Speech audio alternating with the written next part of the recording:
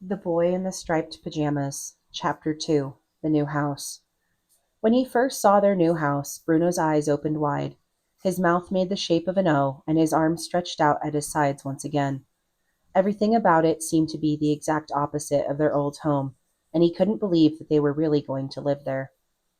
The house in Berlin had stood on a quiet street, and alongside it were a handful of other big houses like his own, and it was always nice to look at them because they were almost the same as his house, but not quite, and other boys lived in them who he played with if they were friends, or steered clear of if they were trouble.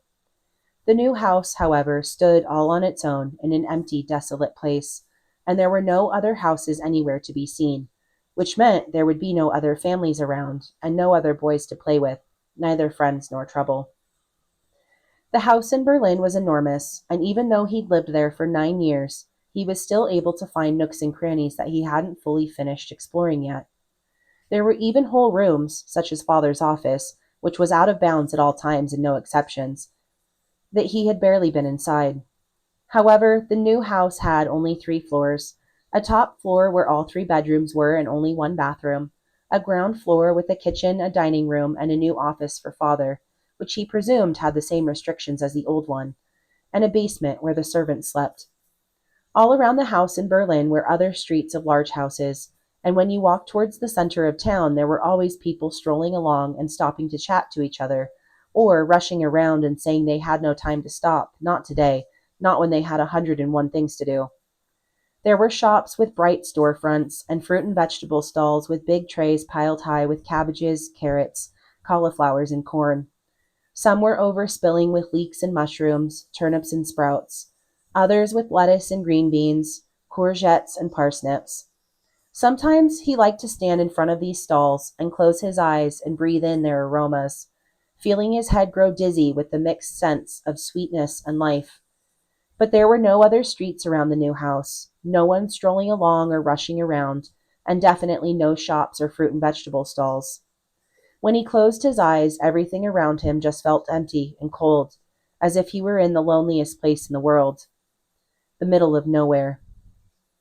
In Berlin, there had been tables set out on the street, and sometimes, when he walked home from school with Karl, Daniel, and Martin, there would be men and women sitting at them, drinking frothy drinks and laughing loudly. The people who sat at these tables must be very funny people, he always thought, because it didn't matter what they said, somebody always laughed. But there was something about the new house that made Bruno think that no one ever laughed there, that there was nothing to laugh at and nothing to be happy about.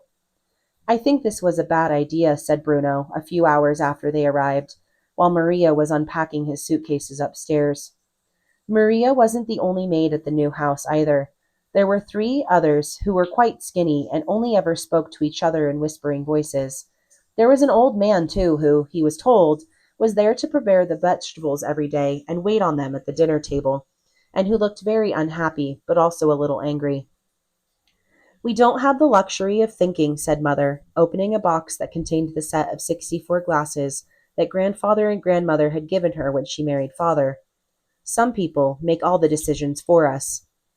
Bruno didn't know what she meant by that, so he pretended she'd never said it at all. I think this was a bad idea, he repeated. I think the best thing to do would be to forget all about this and just go back home.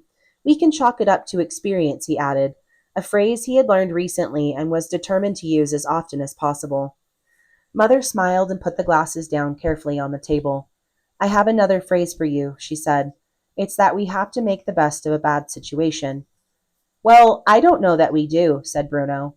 I think you should just tell Father that you've changed your mind and, well, if we have to stay here for the rest of the day and have dinner here this evening and sleep here tonight because we're all tired, then that's all right. But we should probably get up early in the morning if we're to make it back to Berlin by tea time tomorrow. Mother sighed. Bruno, why don't you just go upstairs and help Maria unpack? She asked. But there's no point in unpacking if we're only going to. Bruno, just do it, please, snapped Mother, because apparently it was all right if she interrupted him, but it didn't work the other way around. We're here, we've arrived, this is our home for the foreseeable future, and we just have to make the best of things. Do you understand me? He didn't understand what the foreseeable future meant and told her so. It means that this is where we live now, Bruno, said Mother, and that's an end to it. Bruno had a pain in his stomach, and he could feel something growing inside him. Something that, when it worked its way up from the lowest depths inside him to the outside world, would either make him shout and scream that the whole thing was wrong and unfair and a big mistake for which somebody would pay one of these days, or just make him burst into tears instead. He couldn't understand how this had all come about.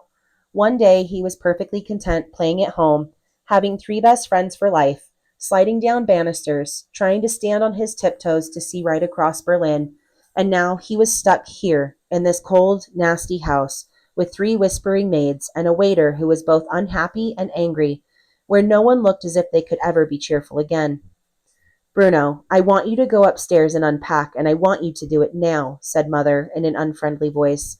And he knew that she meant business, so he turned round and marched away without another word.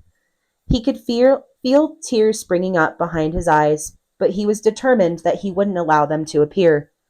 He went upstairs and turned slowly around in a full circle, hoping he might find a small door or cubbyhole where a decent amount of exploration could eventually be done.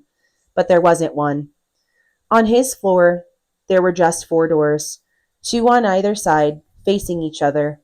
A door into his room, a door into Gretel's room, a door into Mother and Father's room, and a door into the bathroom. This isn't home, and it never will be, he muttered under his breath as he went through his own door to find all his clothes scattered on the bed and the boxes of toys and books not even unpacked yet. It was obvious that Maria did not have her priorities right. Mother sent me to help, he said quietly, and Maria nodded and pointed towards a big bag that contained all his socks and vests and underpants. If you sort that lot out, you could put them in the chest of drawers over there, she said, pointing towards an ugly chest that stood across the room, beside a mirror that was covered in dust. Bruno sighed and opened the bag. It was full to the brim with his underwear, and he wanted nothing more than to crawl inside it and hope that when he climbed out again, he'd have woken up and be back home again. What do you think of all this, Maria? He asked after a long silence, because he had always liked Maria and felt as if she were one of the family, even though Father said she was just a maid, and an overpaid at that. All what? She asked. This, he said, as if it were the most obvious thing in the world. Coming to a place like this, don't you think we've made a big mistake? That's not for me to say, Master Bruno, said Maria. Your mother has explained to you about your father's job and— Oh, I'm tired of hearing about Father's job, said Bruno, interrupting her. That's all we ever hear about, if you ask me. Father's job this and Father's job that. Well, if Father's job means that we have to move away from our house and the sliding banister and my three best friends for life, then I think Father should think twice about his job, don't you? Just at that moment, there was a creak outside in the hallway, and Bruno looked up to see the door of Mother and Father's room opening slightly. He froze, unable to move for a moment. Mother was still downstairs, which meant that Father was in there, and he might have heard everything that Bruno had just said. He watched the door, hardly daring to breathe, wondering whether Father might come through it and take him downstairs for a serious talking to. The door opened wider, and Bruno stepped back as a figure appeared, but it wasn't Father. It was a much younger man, and not as tall as Father either, but he wore the same type of uniform, only without as many decorations on it. He looked very serious, and his cap was secured tightly on his head. Around his temples, Bruno could see that he had very blonde hair, an almost unnatural shade of yellow. He was carrying a box in his hands and walking towards the staircase, but he stopped for a moment when he saw Bruno standing there watching him. He looked the boy up and down as if he had never seen a child before and wasn't quite sure what he was supposed to do with one— eat it, ignore it, or kick it down the stairs. Instead, he gave Bruno a quick nod and continued on his way. Who was that? Asked Bruno. The young man had seemed so serious and busy that he assumed he must be someone very important. One of your father's soldiers, I suppose, said Maria, who had stood up very straight when the young man appeared and held her hands before her like a person in prayer. She had stared down at the ground rather than at his face, as if she was afraid she might turn to stone if she looked directly at him. She only relaxed when he had gone. We'll get to know them in time. I don't think I like him, said Bruno. He was too serious. Your father is very serious too, said Maria. Yes, but he's Father, explained Bruno. Fathers are supposed to be serious. It doesn't matter whether they're greengrocers or teachers or chefs or commandants, he said, listing all the jobs that he knew decent, respectable fathers did. and whose titles he had thought about 1,000 times. And I don't think that man looked like a father, although he was very serious, that's for sure. Well, they have a very serious jobs, said Maria with a sigh. Or so they think anyway. But if I was you, I'd steer clear of the soldiers. I don't see what else there is to do other than that, said Bruno sadly.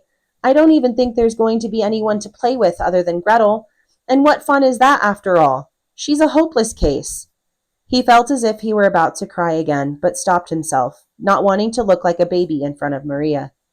He looked around the room without fully lifting his eyes up from the ground, trying to see whether there was anything of interest to be found. There wasn't, or there didn't seem to be. But then one thing caught his eye. Over in the corner of the room, opposite the door, there was a window in the ceiling that stretched down into the wall, a little like the one on the top floor of the house in Berlin, only not so high. Bruno looked at it and thought that he might be able to see out without even having to stand on tiptoes. He walked slowly towards it, hoping that from here he might be able to see all the way back to Berlin and his house and the streets around it and the tables where people sat and drank their frothy drinks and told each other hilarious stories. He walked slowly because he didn't want to be disappointed, but it was just a small boy's room, and there was only so far he could walk before he arrived at the window. He put his face to the glass and saw what was out there, and this time, when his eyes opened wide and his mouth made the shape of an O, his hands stayed by his sides because something made him feel very cold and unsafe.